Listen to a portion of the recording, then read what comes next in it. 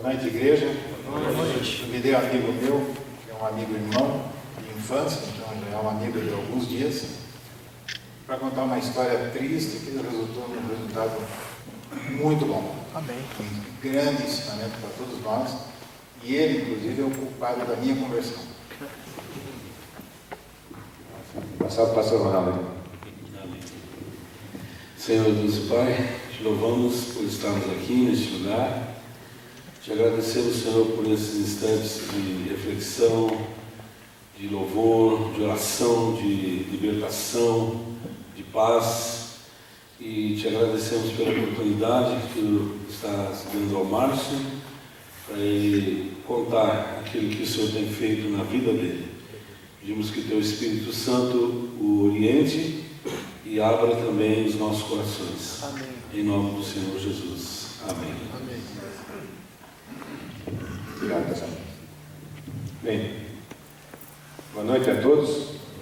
Eu primeiro gostaria de parabenizar todo esse povo bonito aqui, porque numa terça-feira, com esse frio e esse pessoal aqui, eu realmente me orgulho de ser homem do Senhor e ter vocês como irmãos. Isso é muito legal. O pastor de testemunho, na quarta-feira, nós temos um estudo bíblico na nossa igreja. Quanto é difícil, né, pastor? Que o pessoal vá fazer um estudo, a nossa pastora é fantástica, e a gente vê esse pessoal hoje, uma terça-feira dessas, é realmente gratificante. A gente realmente tem orgulho de todos vocês. Eu sou realmente muito feliz de ver esse povo aqui. Parabéns a todos nós. Amém. Bem, eu gostaria de me apresentar. Meu nome é Márcio, sou engenheiro civil e empresário, e eu gostaria primeiro de fazer uma pergunta a vocês aqui. Qual de vocês, ou quantos de vocês, foram criados numa família cristã? Não é a maioria. Veja bem, é óbvio que cada um de nós é singular, é único nesse mundo. Então eu gostaria de contar um pouco da nossa história, e eu digo para vocês, está falando com o meu amigo do Pipão agora, que o que eu vou contar agora, muitas pessoas vão contar alguma coisa para alguém e dizer assim: tudo que eu fiz na minha vida, independente se é certo ou errado, passei bem, passei mal, foi bom, foi ruim, eu faria tudo de novo. Eu já penso diferente. Eu acho que todas as coisas erradas que eu fiz, que hoje a gente sabe que fez, eu me envergonho delas e peço perdão primeiro a Deus e às pessoas que eu feri durante todo esse período que eu não conhecia esse Deus maravilhoso que a gente tem. Então eu não é com orgulho nenhum que de repente eu vou contar alguma coisa para vocês aqui. É realmente com vergonha, com pesar de muitas coisas que a gente fez, e cada um de nós faz, no dia a dia a gente ainda está fazendo. Então eu gostaria que vocês entendessem isso também. Por que a pergunta de um lar cristão? Eu vou falar um pouco da minha família. O meu avô, por exemplo, a gente pegou, alguns de vocês têm a mesma idade que eu, o alemão é bem mais velho. Os nossos pais eram uma família pós-guerra, então era uma educação muito rígida, muito forte. Não foi diferente do meu avô, do meu pai. O meu avô eu nunca vi ele dar um bom dia, boa tarde, boa noite, dar um beijo no filho, numa nora, no neto. Nunca. E a gente, quando é criança, vê o avô fazer isso, são coisas que você vai alimentando aquilo na vida do dia a dia. O meu pai nunca cumprimentou o empregado. Eu achava muito estranho isso, chegar no trabalho e não cumprimentar o empregado. Será que fazia parte de ser um bom patrão? São coisas que você não entendia, mas você estava vendo aquilo no dia a dia. A minha avó, ela dizia, chegava para ela e perguntava o que ela era. Ela era, católica, apostólica, romana, espírita. Então a gente, desde criança, ia ver passe. O passe, diziam que era passe branco, espírita branco, sei lá o quê. Mas a gente foi criado nesse ambiente. A minha mãe era luterana, mas eu nunca fui numa igreja luterana, nunca. Talvez tivesse ido lá, tivesse sentido alguma coisa. O meu pai também era católico, não praticante. E meu pai era de uma família humilde e conseguiu, eu e meus irmãos, que a gente estudasse num bom colégio. Eu me lembro quando eu fui trabalhar em Sal Santiago, e na usina, a gente sentou, no primeiro dia que sentei na mesma, os colegas, e sentou um padre com a gente. Aí eu falei: olha, eu não quero saber que se fale alguma coisa de religião. Eu não gosto de padre. Bem, resumindo, foi um dos meus melhores amigos. Realmente ele nunca falou de religião, nunca falou nada, e ele fez o meu casamento. Hoje é falecido, o padre Giovanni, morreu na Itália, câncer. Mas enfim, onde é que eu quero chegar? O fato de você ter uma família com todos esses predicados, e a gente não tinha nada de religião, de Deus na nossa família. Nós somos 3 irmãos, hoje sou casado com minha esposa, desde que eu amo muito, temos 3 filhos, uma filha casada, com 2 netinhos, e dois meninos que são solteiros ainda. O meu genro é cristão, minha filha é cristã, e meus filhos também estão no caminho do Senhor. Amém. Isso tudo a gente foi plantando durante todo esse período. Mas enfim, a gente foi crescendo nesse lar, tem um irmão gêmeo, e o meu pai fez uma educação com a gente rígida, mas ele tinha um ponto de vista. Todo homem tinha que ter muita mulher. O homem tanto faz solteiro, namorando, noivo ou casado. Ele não podia não precisa ser fiel, tinha que ter muita mulher, é uma coisa normal, é uma criação da nossa família. Eu e meu irmão aceitamos isso com facilidade.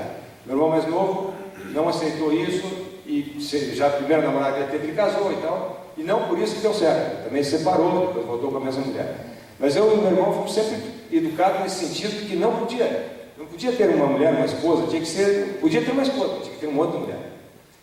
E o tempo foi passando, eu casei, fui morar em São Santiago, tivemos nossos filhos. Quando eu morei em São Santiago, em Guaíra, que ele trabalhou lá, nós passamos 4 anos maravilhosos. Tive minha filha, e a gente viveu lá em família, com um grupo de amigos, um grupo de pessoas maravilhosas. Tudo corria maravilhosamente bem. Agora, ninguém está falando de Deus, não. Eu achava que Deus era obrigado a cuidar de nós. Então eu tinha que cuidar de mim, tinha que cuidar da minha filha, tinha que cuidar de todo mundo. Eu não tinha que fazer nada para Deus. Nem em missa ia, não ia em lugar nenhum. Quer dizer, a gente era, sei lá, dava para considerar praticamente um ateu. Aí, quando a gente voltou para Curitiba, que a obra lá parou, a gente voltou para Curitiba, o que aconteceu? Nós viemos para cá, meu sogro me deu uma casa para morar e tal, fomos morar no sobrado lá. Aí começou tudo de novo. Aquela história de você cair com amigos, bebida no fim de semana, mentira dentro de casa, e a gente começa a arrumar outra mulher, e inventa história, e a vida da gente começou a virar uma rotina de mentira, que eu estava falando com o Márcio ali agora, que é uma coisa que eu nem sabia o quanto eu mentia. E lógico, a minha mulher sofria muito com isso, mas a gente está sempre enganando e está achando que não. A mulher que se lixe, a gente tem que ir vivendo como na realidade a gente foi criado. Aí quando foi, mas Deus vai dando algumas pinceladas na vida da gente, vai pegando a gente. Quando foi em 2000, eu levei um tombo de moto muito feio, fiquei praticamente 1 ano sem poder andar direito, sem poder jogar, sem poder fazer as coisas, mas também não fui procurar Deus, achei que não ia mudar nada na minha vida. E nesse inteirinho, a minha mulher começou a ir em encontros de célula, segunda-feira. Eu achava muito legal. Primeiro, porque ela estava na igreja, para mim estava ótimo. Segundo, às vezes eu ia com ela, achava fantástico o testemunho das pessoas. Eu dizia, mas cada testemunho bacana, que pessoal bacana, que pessoal alegre. Aí eu já não gostava muito daquela parte do tapinha nas costas, Jesus te ama, nos que dizia vez, eu achei tudo legal. Mas essa parte aí não gostei, isso aí não é legal. E ela tentando que eu fosse na igreja, conversar com os amigos e tal, mas a coisa estava andando, mas eu tinha algum pensamento que alguma coisa poderia estar mudando, começando ali. Quando foi em 2001, eu estava viajando de moto também lá para a Bahia, e me saiu uma bola no pescoço. Aí eu olhei assim, o que será que é isso? Aí fomos lá em Ouro Preto, fomos no médico, o médico examinou, fizemos exame de sangue e tal, fizemos exame, não é coisa boa, você tem que voltar para Curitiba. Mas já, não, tem que voltar imediatamente, não é coisa legal.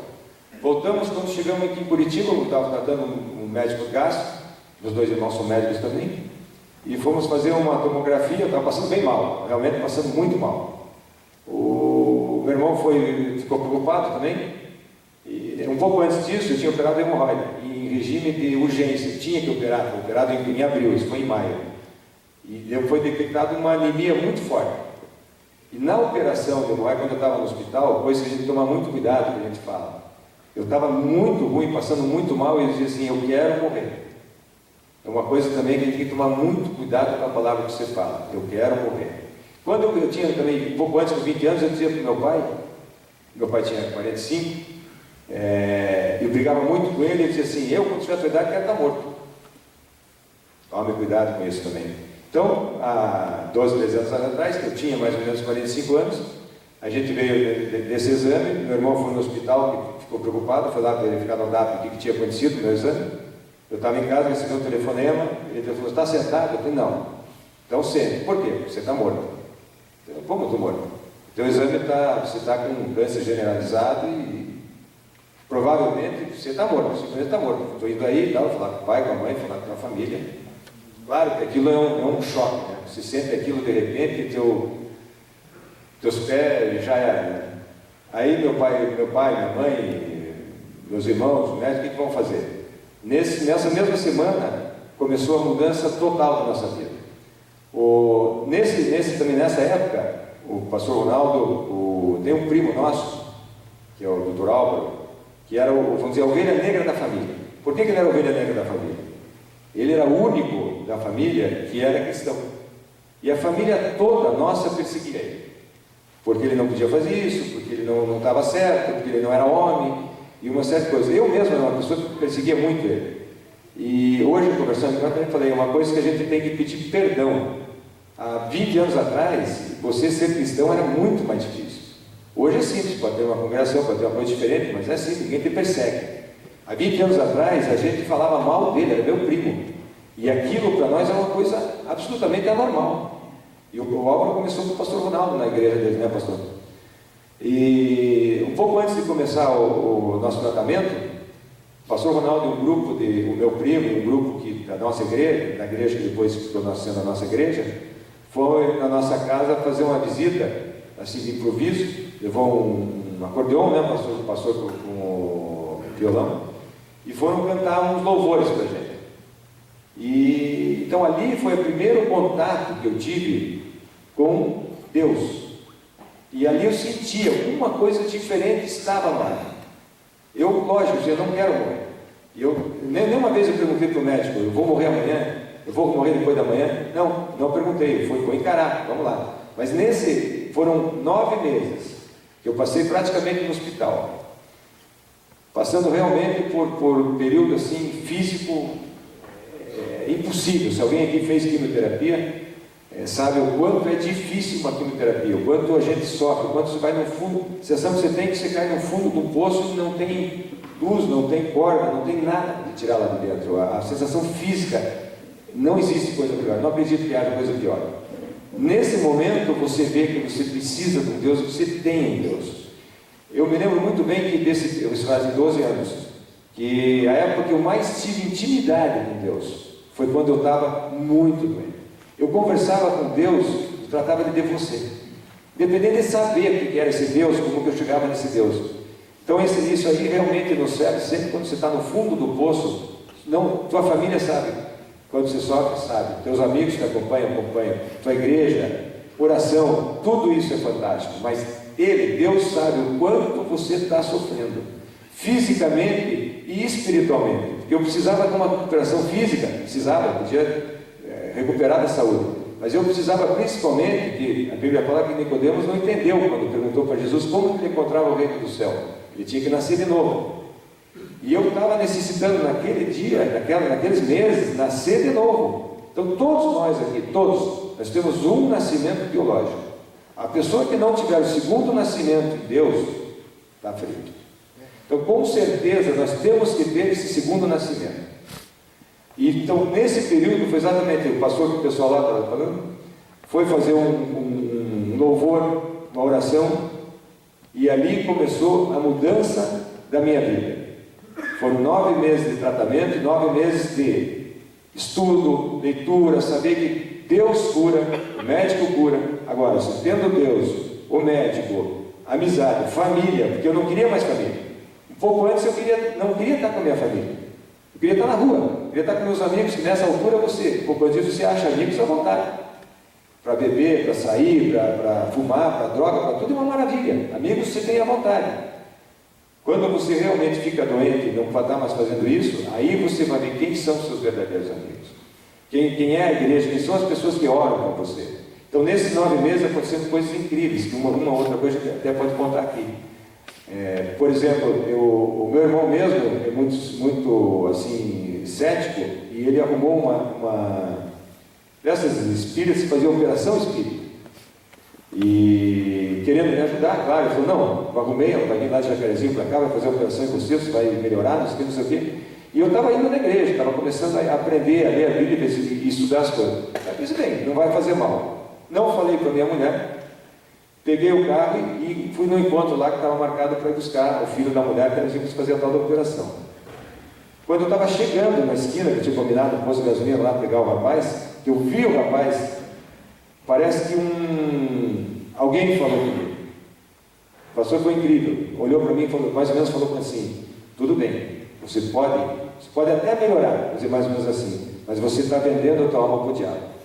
Imediatamente eu dei a volta no carro, passei pela pessoa e voltei para casa e contei para minha esposa. Quer dizer, são coisas que aconteceram durante esse período. Ela selecionava muita coisa, era benzimento, todo mundo queria ajudar. Mas na realidade a gente tem que selecionar tudo isso, que a única maneira de você ser salvo, fisicamente, espiritualmente, é através de Jesus Cristo chegando em Deus. Então você tinha que aprender isso, eu estava aprendendo isso nesses 9 meses. Aí a nossa família se uniu novamente, e aí eu fui ver novamente que eu amava minha mulher, nunca tinha deixado de amar minha mulher. Eu não queria mais ir para casa. A gente tem que entender que o diabo é muito astuto. Eu chegava, tinha dia que alguma coisa olhava para mim e dizia assim, você vai para casa, você não está vendo que tua mulher não quer tua felicidade? Tua mulher é o diabo. Dizia para mim, tua mulher é o diabo, veja, ela não quer tua felicidade, você não quer sair de casa, você pode sair com teus amigos, você não pode beber, você não pode ir para a gandaia. E você chegava em casa e achava aquilo. Quer dizer, ele pega naquela parte que você é mais fraco, mais vulnerável. Quando você consegue se fortalecer, consegue enxergar que realmente você só tem um caminho, chegar através de Jesus, chegar em Deus, e acabar com isso aí, encher teu coração, que alguém falou aqui no começo, encher teu coração de coisas boas, coisas do bem, você consegue tirar tudo isso. Então na realidade, houve esse grupo de oração do pastor Ronaldo da igreja, ele começou a frequentar a igreja Shaddai lá. O Álvaro, que era que era meu primo, com todo o tempo que ele tinha de médico, não tempo, ia na minha casa fazer um estudo, para a gente aprender mais de Deus, aprender os caminhos de Deus. Então a gente vê que tem pessoas que entram na nossa vida para não perder tempo, ganhar um tempo com a gente, para fortalecer a nossa fé. Então a gente precisou cair, ir lá embaixo, ter um problema desse. Aí então, nesse interim, eu perguntei para o médico, doutor Valdir, como é que era o meu caso? Ele falou, não, o teu caso era o limite, 4 meses de vida, 5 meses no máximo, você estava morto. Isso fazem 12 anos, para a glória de Deus. E a gente está aqui hoje. Então cada um de nós aqui, se tem um problema, realmente, coloque na mão de Deus. Coloque na mão de Deus que Ele tem solução para tudo, na saúde, tudo que você precisar. Veja bem, terminando esse período que a gente conseguiu lá no hospital também, eu perguntava para as enfermeiras, para as meninas que atendiam a gente lá, tudo bem, perdi cabelo, sobrancelha, cílio, barba, tudo, né? Pelo, tudo. A pessoa volta, depois consegue ter um cabelo de novo, ter as coisas novas. As enfermeiras ficavam assim, volta. Tá bom. Aí quando a gente ficou recuperado, foi em novembro, voltou realmente cabelo, pelo, tudo. Eu voltei no hospital para falar com as enfermeiras, olha, nós temos um Deus poderoso, e esse Deus podem falar, se a pessoa for curada, ela vai voltar, o cabelo vai voltar, tudo que você tem, você vai ganhar tudo de novo. Então, às vezes a pessoa fica com medo. Passando esse período que a gente passou lá, a gente continuou frequentando a igreja do pastor Ronaldo, e a gente tem, com isso, o que aconteceu? A gente tem um grupo de células, o Werner ali que está junto, a gente conseguiu, a minha esposa, praticamente uma missionária, a pastor Ronaldo é testemunha disso. Então, a gente tem um grupo de estudo, um grupo de célula na nossa casa, e fazem 12 anos que a gente está, para a honra e glória do Senhor, trabalhando nessa missão de ter esse Deus maravilhoso conosco. Eu acho que é mais ou menos isso que eu queria passar para vocês, aqui que o Alemão me pediu aqui. Também tive um filho com câncer. Eu sei que a quimioterapia também, e eu conheço. Eu acho que essa experiência que eu tive foi uma experiência que nós tivemos, que a gente reconhece que nosso Deus é Deus de vida mesmo. Eu sei que a gente passa. Mas eu queria fazer algo diferente aqui essa noite. Deus falou muito forte comigo, eu tenho atendido algumas pessoas com essas perspectivas malditas. Gente que um dia amaldiçoou sua própria vida. Gente que disse, eu quero morrer. Eu quero estar morto. Quero dizer para você uma coisa. Nosso Deus é um Deus de vivos. Jesus falou isso. Nosso Deus é Deus de Abraão, Deus de Isaac e Deus de Jacó. É um Deus de vivos. Amém. O desejo de Deus não é que ninguém morra. A Bíblia diz em Ezequiel capítulo 18 que a vontade do Pai é que o homem se converta e viva. João capítulo 6, verso 40 diz, a vontade do meu Pai é esta, que aquele que vem a mim e crê no meu nome, esse tem a vida eterna. Amém. Eu queria convidar você para ficar em pé, em nome de Jesus. Em nome de Deus. Feche seus olhos. Você que já teve vontade de morrer e desejo de tirar a própria vida. Isso passou durante um período de depressão, de perda, de sofrimento. Você teve vontade de desistir da sua vida. Você olhou e você não viu mais esperança. Eu vou contar uma coisa para você aqui. Teve um dia que eu olhei para o meu filho e ele sofria tanto na UTI, mas tanto, que eu pedi para Deus matar ele. Eu falei, Deus, mata o meu filho. Eu não suporto mais ver isso. Acaba com a vida dele.